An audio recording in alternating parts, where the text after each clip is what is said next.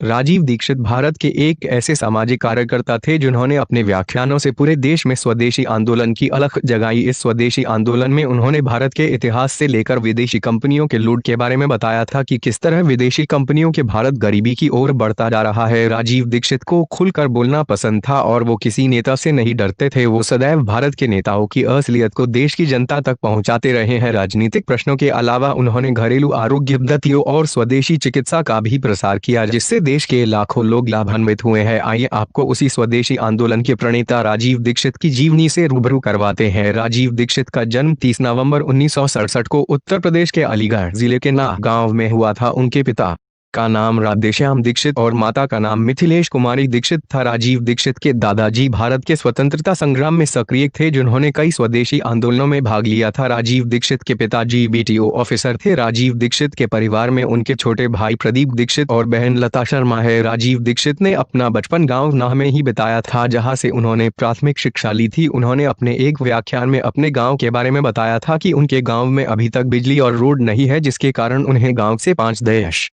किमी पहले ही उतरकर गांव में पैदल जाना पड़ता था। राजीव दीक्षित ने अपनी माध्यमिक और उच्च माध्यमिक शिक्षा उत्तर प्रदेश के फिरोजाबाद से ली थी। अपनी उच्च माध्यमिक परीक्षा उत्तीर्ण करने के बाद वो इलाहाबाद बीटेक पढ़ने के लिए गए। इलाहाबाद में उन्होंने जेके इंस्टीट्यूट नामक कॉलेज से उन्होंने बीटेक की डिग्री ली और बाद में एमटेक की डिग्री ली थी। इस दौरान भोपाल गैस हत्याकांड से काफी पीड़ित हुए थे, जिसकी वजह से उन्होंने बीटेक बीच में रोक दी, लेकिन इसे बाद में पूरा करके उन्होंने अपनी शिक्षा पूरी की थी। अब आइए आपको उनके स्वदेशी आंदोलन से प्रेरित होने की कहानी के बारे में बताते हैं। राजीव दीक्षित अपनी बीटेक की पढ़ाई के दौरान एक रिसर्च के सिलसिले में वो नीदरलैंड गए, जहां पर एम्स्टर्डम में उनको अपने रिसर्च के बारे में बोलना था। यहाँ पर जब उन्होंने अंग्रेजी में अपना रिसर्च पत्र पढ़ना शुरू किया तो उनको एक डच वैज्ञानिक ने रोकते हुए कहा कि तुम अपनी मातृभाषा हिंदी में रिसर्च पेपर क्यों नहीं पढ़ते।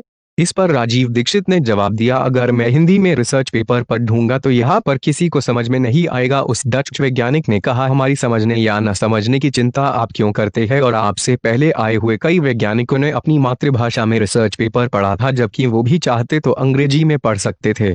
इसके अलावा यहाँ पर भाषा अनुवाद की सुविधा उपलब्ध है, जिससे आपकी बात लोगों तक पहुँच जाएगी। इसके बाद से राजीव दीक्षित को अपनी मातृभाषा के महत्व की समझ आई कि जब तक आप अपने मौलिक शोध के बारे में अपनी मातृभाषा में नहीं बोलेंगे तब तक आपको कोई नहीं समझ पाएगा। इसके बाद उन्होंने गहन चिंतन किया और हिंदी पर अपनी पकड़ बनाना शुरू किया, क्योंकि बचपन से अंग्रेजी विद्यालयों में पढ़ने की वजह से उनकी आदत अंग्रेजी भाषा की बनी हुई थी। वहीं पर उन्होंने अन्य देशों एक वैज्ञानिकों से उनकी शिक्षा पद्धति के बारे में प्रश्न किया तो उन्होंने बताया कि उनकी शिक्षा पद्धति उनकी मातृभाषा में होती है। तब राजीव दीक्षित ने सोचा कि अगर दूसरे सभी देश अपनी मातृभाषा में उच्च शिक्षा लेते हैं तो भारत में शिक्षा पद्धति का अंग्रेजीकरण क्यों है और इसका निदान कैसे किया जाए। इसके बाद वो भारत की शिक्षा पद्धति की खोज में लगे। अब जब वो नीदरलैंड से भारत लौटे तो उन्होंने अपने जीवन का एक ही लक्ष्य बनाया कि भारत को विदेशी कंपनियों की लूट से भारत को आजाद करना है। इसके लिए उन्होंने भारत में आकर आजादी बचाओ आंदोलन की शुरुआत की। सन 1991 में अपने कुछ साथियों के साथ मिलकर उन्होंने इस आंदोलन की शुरुआत की थी। वैसे तो इस आजादी बचाओ आंदोलन की जड़ें तो 1984 के भोपाल गैस हत्याकांड से ही शुरू हो गई थी, जिसमें यूनियन कार्बाइड की वजह से कई लोगों की जान गई थी। उस समय इस आंदोलन का उद्देश्य भोपाल गैस हत्याकांड की दोषी अमेरिकी कंपनी यूनियन कार्बाइड को देश से भगाना था। इस कंपनी को उस समय जब भारत सरकार ने माफ कर दिया तब इसको देश से बाहर निकालने के लिए इस अभियान की शुरुआत की गई थी। इस अभियान ने राजीव दीक्षित और उनके साथी सफल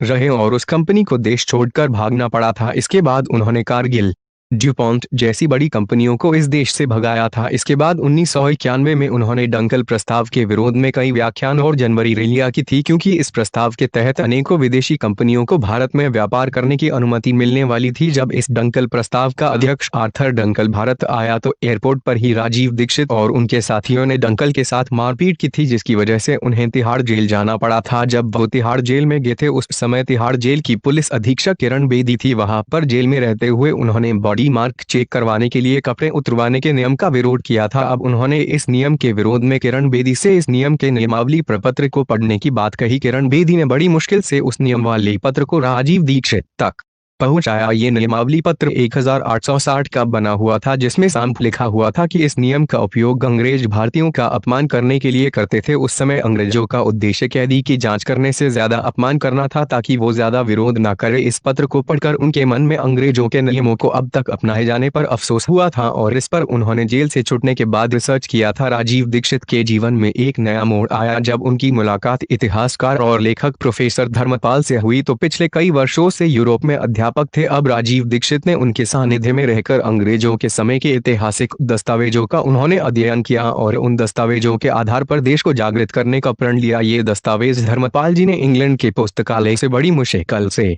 इकट्ठे किए थे। अब उन्होंने इन दस्तावेजों की प्रामाणिकता को सत्यापित करने के लिए पूरे देश का भ्रमण किया और आवश्यक सूचनाएं इकट्ठी की। इन्हीं सूचनाओं को उन्होंने अपने व्याख्यानों के जरिए पूरे देश की जनता तक पहुंचाया। राजीव दीक्षित ने अपने शोधों में पाया था कि अंग्रेजों ने 34,735 कानून भारत को लूटने के लिए बनाए थे और उनका कहना था कि भारत सरकार आज भी वो सारे कानून चला रहा है जो अंग्रेजों ने अपनी सुविधा के लिए बनाए थे। राजीव दीक्षित ने बताया था कि इन्हीं अंग्रेजों के नियमों की वजह से भारत में भ्रष्टाचार, गरीबी, भूखमरी जैसी समस्याएं हैं। उनका कहना था कि 15 अगस्त 1947 को केवल सत्ता का हस्तांतरण हुआ था, जबकि भारत को आजादी नहीं मिली थी। उनका कहना था कि स्वतंत्रता का अर्थ अपने बनाए हुए नियमों और व्यवस्थाओं में जीना है, लेकिन 1947 में एक भी नियम खुद के तंत्र का नहीं बना हुआ है। सन 1999 में राजीव दीक्षित की मुलाकात योग गुरुवार स्वामी रामदेव से हुई थी, जो उस समय योग को देश में फैलाने के लिए अग्रसर थे। अब स्वामी रामदेव से मुलाकात के बाद उन्होंने भारत को स्वावलंबी और स्वदेशी बनाने के लिए 10 वर्षों तक अथक प्रयास किया था। 10 वर्षों के बाद दोनों ने मिलकर 2009 में भारत स्वाभिमान की स्थापना की थी। इस भारत स्वाभिमान के राष्ट्रीय सचिव का पद राजीव दीक्षित को दिया गया। बाबा रामदेव भी राजीव जी के व्याख्यानों से इतने प्रेरित थे कि उन्होंने कई व्याख्यान अपने पतंजलि योगपीठ में करवाए ताकि उनकी बात टीवी के माध्यम से पूरे देश की जनता तक पहुंचे। 1 अप्रैल 2009 को भारत स्वाभिमान का उद्घाटन हुआ था, जिसे आस्था टीवी चैनल पर सीधा प्रसारित किया गया था। यहीं से उनकी लोकप्रियता चरम सीमा पर पहुंच गई थी और देश के करोड़ों लोग उनके व्याख्यान सुनने लगे। उनके व्याख्यान इतनी सरल भाषा में होते थे जिनको समझना बड़ा आसान था। उनके व्याख्यानों से देश के लोगों को भारत का वास्तविक इतिहास और स्वदेशी की महत्ता का पता चला था। उन्होंने इस भारत स्वाभिमान के तहत